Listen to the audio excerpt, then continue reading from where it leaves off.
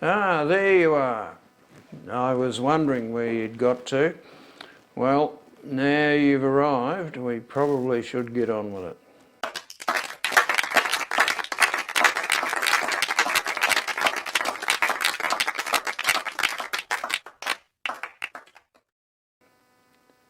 Welcome to Everyday English. My name's Donald. The title of today's video is Euphemisms and Misnomers, or Misnomers and Euphemisms. I've got a list of both of them here. I'll put them up on the screen for you eventually. And the first thing I want to say is to define what a misnomer is, followed by what a euphemism is.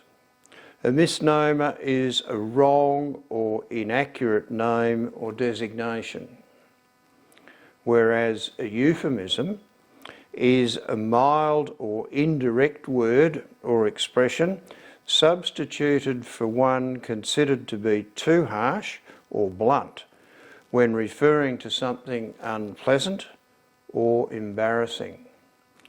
Now, different words can be misnomers as well as being euphemisms. As we go through this list, I'll talk about what category they fit into and why they're called what they are incorrectly. So the first word I've got is bathroom. Now, that's a euphemism for toilet. However, if you come to my house and you ask me where the bathroom is, well, I'll point you in the direction of my bathroom. I'll offer you towels because I assume that you want to have a bath or a shower.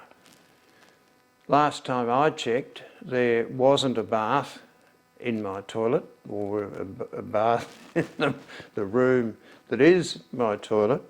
So therefore, asking me for a bathroom gets what I consider to be an appropriate response. Unless a room has a bath in it, it can't be a bathroom.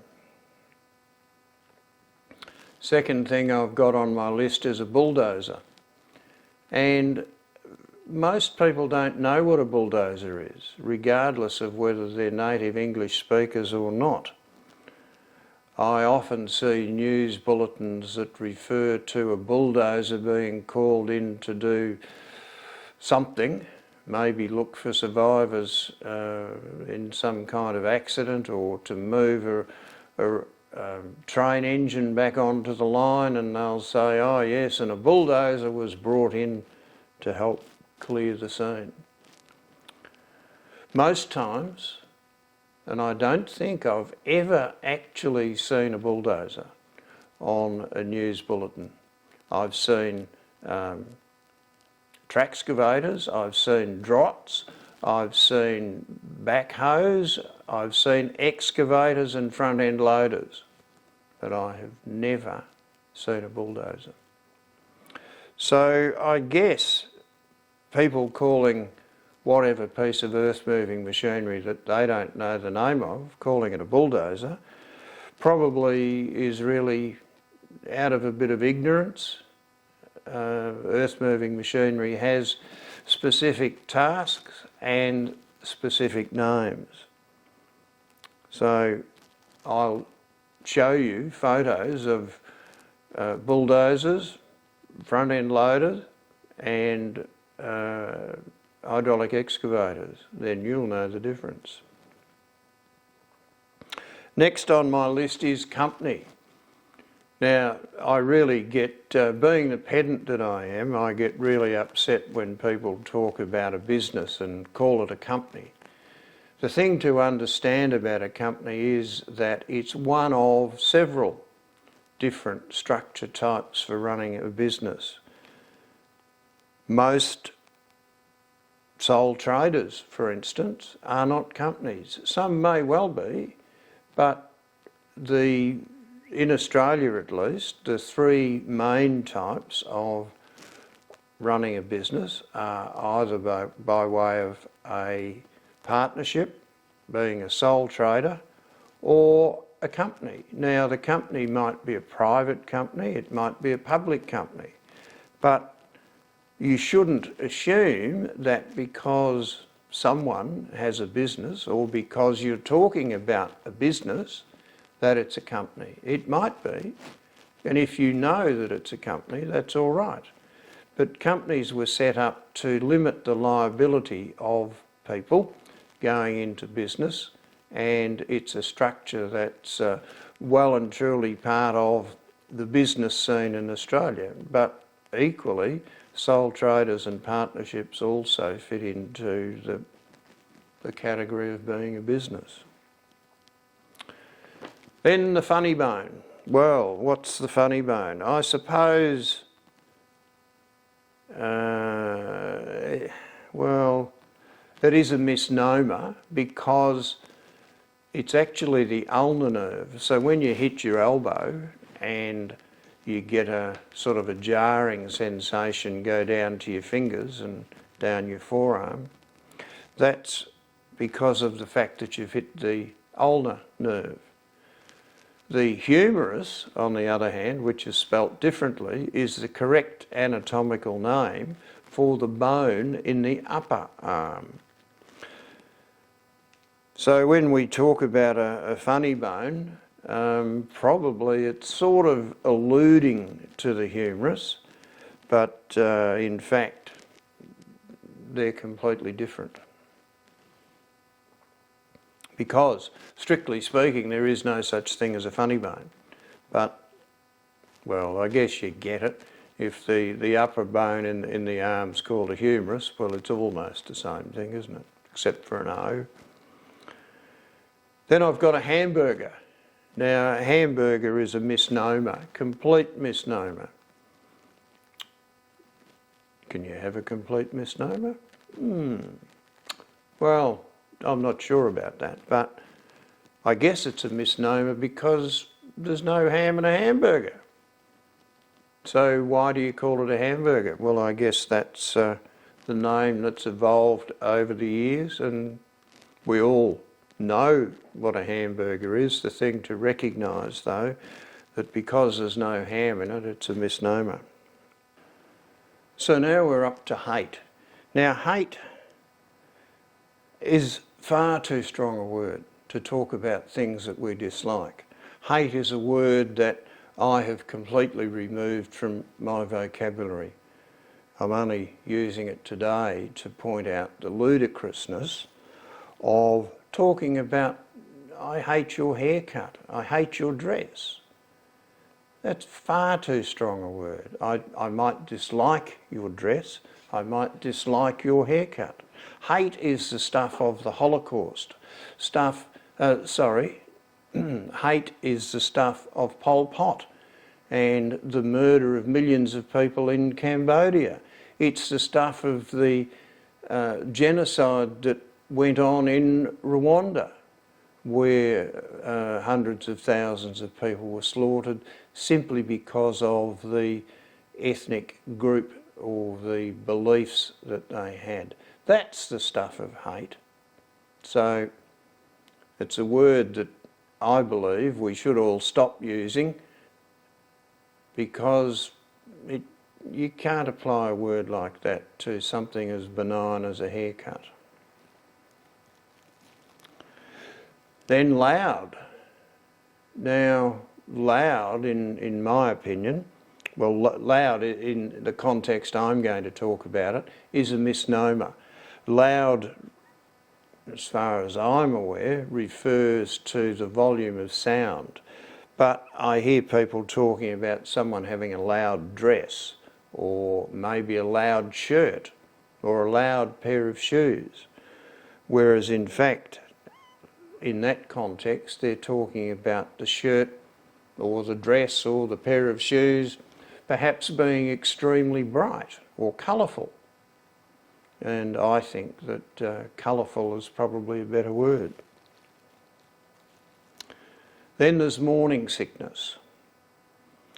Now, maybe, well, actually, morning sickness is both a misnomer and it's also a euphemism.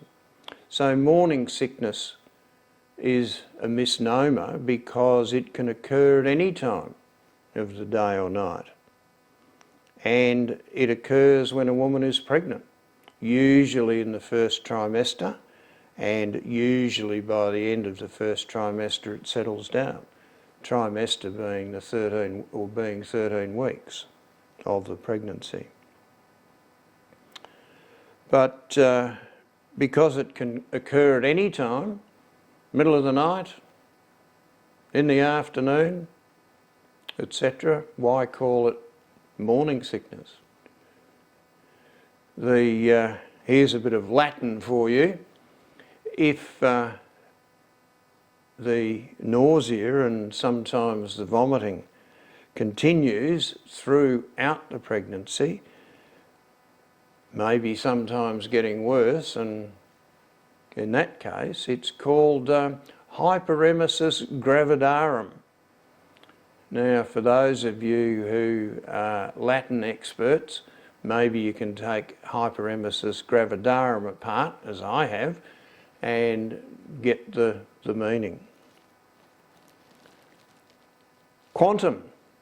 Now, when I did physics, the smallest particle known was called a quantum. Yet I hear people talking about quantum leaps, imagining that quantum means something huge. Well, peeps, I have news for you.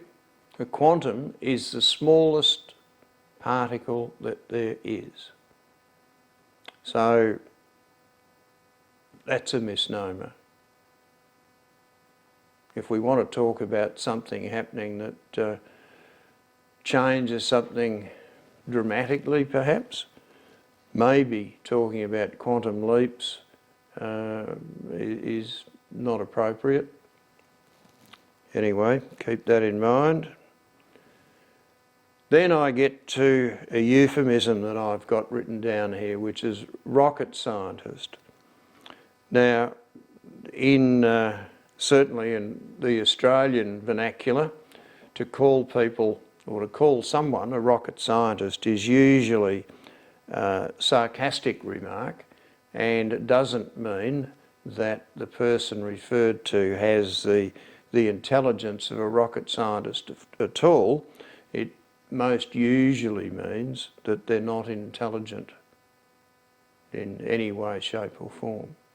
So it's sarcastic. I guess you could say it could be a bit rude, but nevertheless, someone who's, well, a bit silly is going to get the title of rocket scientist.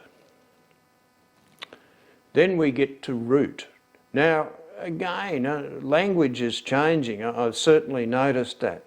But I thought that a word like root was an Americanism. But I checked up in the Merriam-Webster, or Merriam-Webster, I must confirm that. I checked up in their dictionary, and there's an icon you can click on and it's pronounced. And when I clicked on the Merriam-Webster dictionary and I clicked on the little speaker icon, and keep in mind it may well be the Merriam-Webster dictionary, when I clicked on it, sure enough, I thought, they said root. So I assume that this is, or what happens in Australia at least, is people talk about route, the new route to get from one side of the city to the other. Now that's nonsense, and I assume that that's a euphemism where people are trying to avoid saying the word route because that might have some kind of sexual connotation. But a route is where a group of combatants, if you like, may engage in conflict, and one side may be defeated thoroughly, easily, And that's a rout. It's where there's defeat of an enemy in a substantial way. That's a rout. Now, if you look at the way that this is spelt, it's got an E on the end of it, so it has to be root. So those of you who would talk about rout rather than root, well, maybe now you'll know the difference. And the same applies to rooter, because it roots something. Most of us who've got Wi-Fi are going to have a router that's going to send a signal throughout our houses or our workplace or whatever it might be, and that's called a router. It's not called a router, and it's the same deal. I hear people talking about they've just got a new router. Well, look at the way it's spelt. The correct pronunciation of that is router.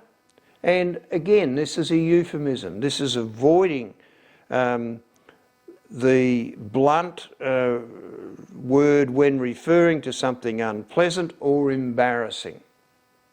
So call a spade. It's a router. Oh, and the other thing, of course, with a router is that it's also an electrical hand tool used to gouge out various patterns in wood. So the next time you go to Bunnings, don't ask for a router, ask for a router, because then you'll be speaking proper English and avoiding the silly euphemism.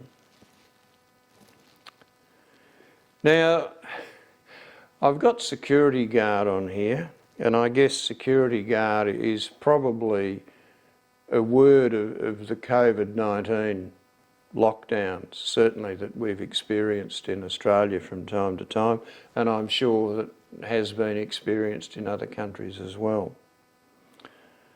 And why it's particularly appropriate, in Australia at least, is that there have been various breakdowns in what's called our hotel quarantine system.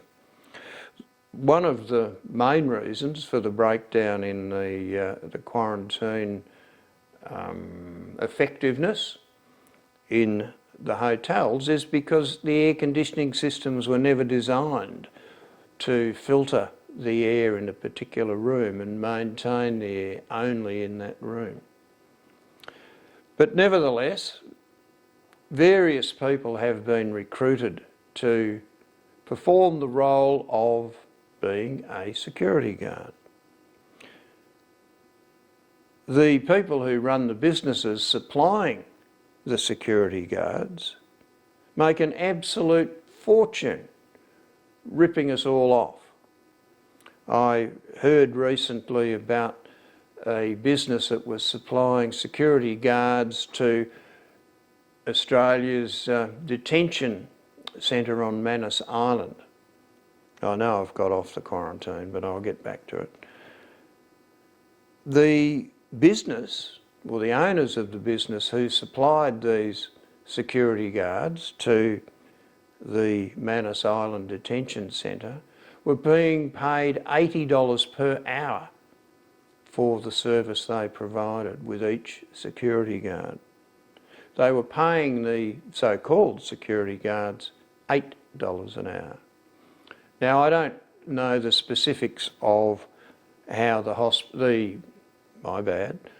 hotel quarantine system works in various states, but I'm sure that people have been recruited off the street to be the so-called security guards, and I'm also sure that they're being paid the absolute minimum wage.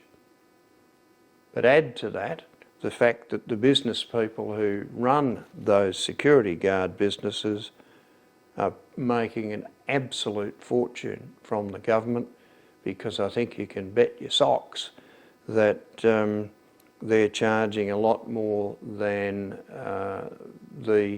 probably more than the $80 that's being charged for the security guards on Manus Island. So that's a misnomer because, as I said, people are being rounded up who may have been unemployed last week, but next week or this week they're a security guard. Little training and very poorly paid, but not so for the businesses. Stomach. Now, I am a bit of a stickler for correct medical terminology. The stomach is a discrete organ that sits right up the top under your rib cage, right at the top. Yet I hear people who talk about some area around their belly button, their umbilicus, which is the correct name, and they call that their stomach. Oh, I have a pain in the stomach. Well, chances are you don't have a pain in the stomach at all. You might have a pain in the abdomen. The abdomen is, by definition, the area below the diaphragm or below the rib cage to the pelvic brim. That's the abdomen. It's divided up into 9 sections, and the stomach, whilst it's in the abdomen, is not referred to in those 9 sections. It's called the epigastric, sorry, I tell a lie. It's called the hypochondriac region. and maybe that's appropriate, but hypochondriac means below cartilage. And the rib cage achieves its flexibility because of cartilage.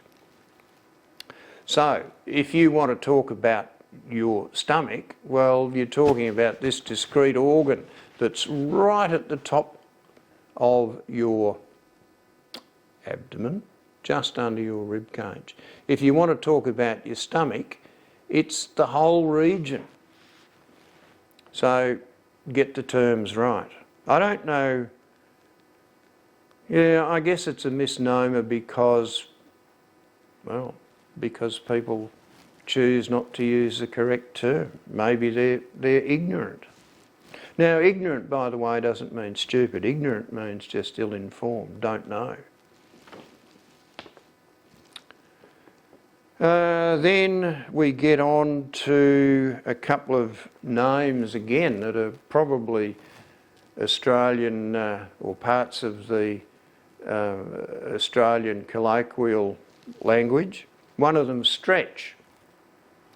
Now, stretch, I guess, is can be a misnomer, but it doesn't necessarily have to be a misnomer. But we might call someone stretch if they're very tall, but equally we might call them stretch if they're very short. I have a friend who's about 4'6", and I call her stretch. And she knows what I mean. I'm not being rude to her. I don't know what she calls me. I haven't asked her. Maybe she's got another name for me as well. Likewise with tiny. Now, tiny might refer to someone who is in fact tiny, but it might also refer to someone who's extremely big. They might be extremely big because they're muscular, or they might be extremely big because they're fat. So we call them tiny.